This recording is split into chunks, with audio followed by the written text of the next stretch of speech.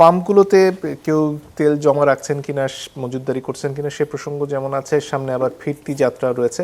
সব মিলিয়ে যে যুদ্ধ এখন পর্যন্ত চলছে, যেটা থামার খুব একটা লক্ষণ এখনো দেখা যাচ্ছে না, আসলে দীর্ঘমেয়াদে কি আমরা বড় সংকটের মুখোমুখি রয়েছি, না যেভাবে এখন পর্যন্ত চলছে ঠিকই আছে মনে হচ্ছে?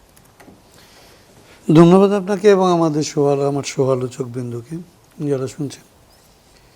এই বিষয়টা নিয়ে ধরেন আমাদের এখানে যেটা আসলে মোস্তফা ফিরোজ বলার চেষ্টা করেছিল, একটা ব্যাপার হয়েছে যে আমাদের আগের সরকারের আমলেও পথঘাটের কিছুটা উন্নতি হয়েছিল, ঢাকা সিলেট বাদ দিলে, যেটা এখনো পেন্ডিং। এবং ঈদ যাত্রাটাই মানুষের অভিজ্ঞতাও যেরকম হয়েছে, বা সরকারও যে ধরনের ব্যবস্থা নেয়, একটা সময় যখন আসলে আমরা খুবই যানজট দেখতাম এবং তীব্র সমস্যা দেখতাম, তখন দেখবেন যে ঈদের ছুটি খুব সীমাবদ্ধ জায়গায় ছিল। 2-3 দিনের মধ্যেই আসলে ছুটিটা এবং 2-3 দিনের মধ্যে যাওয়া আসা, এরকম একটা চাপ তৈরি হইত।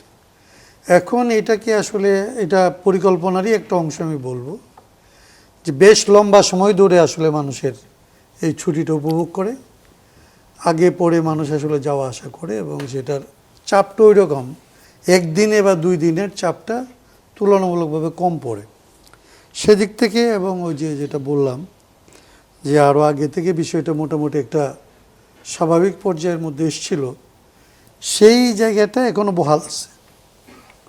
তেলের ব্যাপারটা যেটা নিয়ে আপনি কথা বলেন, এটা তো হচ্ছে যে আমি বলবো যে এর এফেক্ট আসলে যখন পড়বে আমাদের উপর, সেই সময়টার মধ্যে এখন আমরা আসলে প্রবেশ করি নাই। আমাদের মোটামুটি ধরেন এখন পর্যন্ত একভাবে আগের যা ব্যবস্থা ছিল এবং পথে ছিল, আমরা আসলে যেটা মাঝখানে পাইছি সেটা দিয়ে চালায় নেওয়ার মতো একটা অবস্থা হয়েছে, এবং আমরা বিকল্প জ্বালানির ব্যবস্থা করার উদ্যোগ নিচ্ছে। সেগুলি নিশ্চয়ই আসলে এক ধরনের, আমি বলবো যে সরকারের সতর্কতা এবং দক্ষতার পরিচয় দেয়। এখন ভবিষ্যতে তেলের বাজারে তেলের যে ঘাটতি তৈরি হবে এরকম তো না। সমস্যা যেটা হবে সেটা অর্থনীতিতে, তেলে হওয়ার কোনো কারণ নেই। এইটা আমাদের এখানে এখন তেল নিয়ে যে জিনিসটা তৈরি হয়েছে, এটা আসলে পুরোটা একটা কৃত্রিম এবং একটা আশঙ্কাজনিত ব্যাপার। এখনও বাংলাদেশ তেলের ঘাটতিতেও পড়ে নেই, তেলের অতিরিক্ত ব্যবহারের এমন কোনো সেক্টর ওপেন হয় নাই।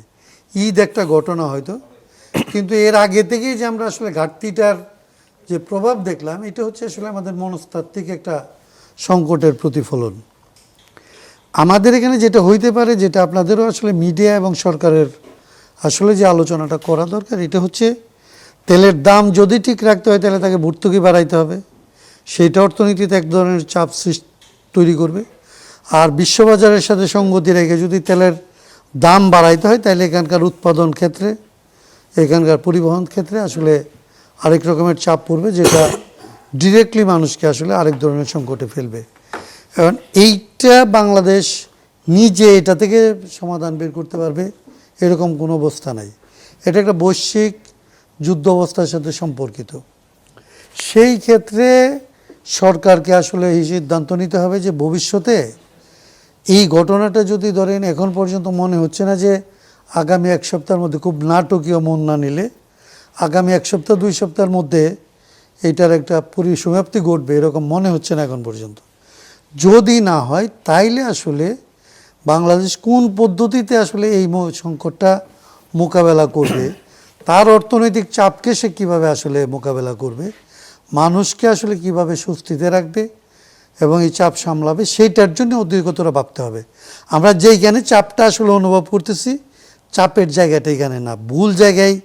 এটা মিডিয়ার কারণে হইতে পারে, সাইকির কারণে হইতে পারে, ভুল জায়গায় এক ধরনের ভুল তৎপরতা আসলে আমরা লক্ষ্য করতেছি।